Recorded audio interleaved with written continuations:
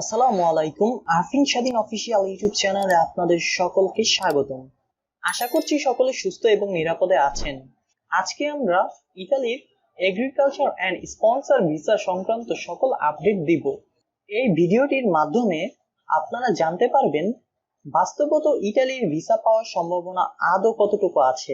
Italy embassy এবং VFS global নতুন এক ফন্দি এঁটেছে, যাতে করে ইতালি প্রবাসীদের ভিসা হতে বঞ্চিত করা যায়।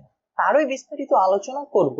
সুতরাং ভিডিওটি না টেনে সম্পূর্ণ দেখার জন্য অনুরোধ রইল, কেননা ভিডিওটি আপনাদের জন্য অনেক তথ্যবহুল হতে চলেছে।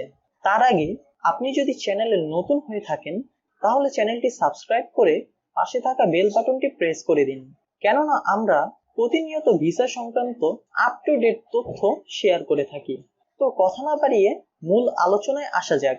ইতালি এম্বাসি এবং ভিএফএস গ্লোবাল বিগত 1 থেকে 1.5 বছর যাবৎ ইতালি প্রবাস প্রত্যাশী মানুষের স্বপ্ন নিয়ে খেলছে। আজ 1 থেকে 1.5 বছর যাবৎ ফ্যামিলি এবং ট্যুরিস্ট ভিসা ব্যতীত ওয়ার্ক ভিসা তারা খুবই নগণ্য প্রদান করেছে।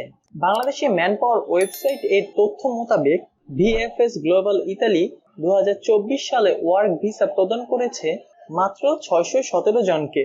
এখানে দেখা যাচ্ছে জানুয়ারি মাসে 17, ফেব্রুয়ারি মাসে 25, মার্চ মাসে 69, এপ্রিল মাসে 173, মে মাসে 235, জুন মাসে 61, জুলাই মাসে 37, সর্বমোট 617 জনকে ওয়ার্ক ভিসা দিয়েছে।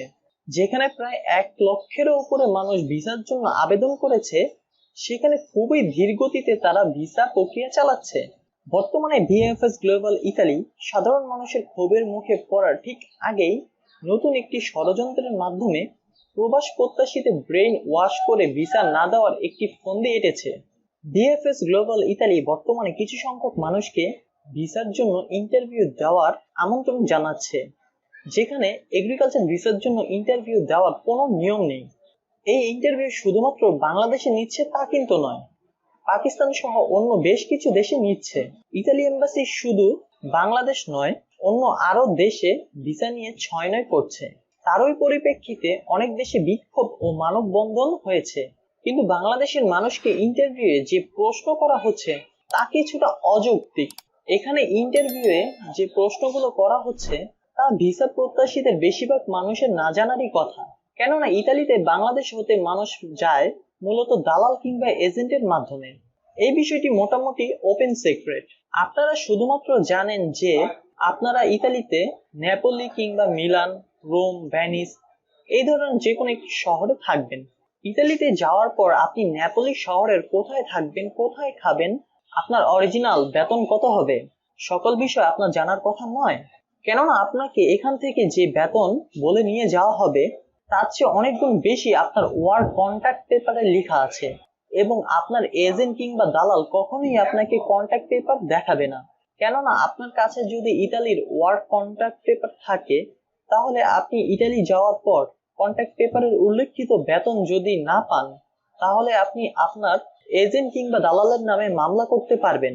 আর ইতালির আইন অনেক শক্তিশালী, তাই কখনোই দালাল কিংবা এজেন্ট আপনাদের এই ডকুমেন্টগুলো দেখাবে না।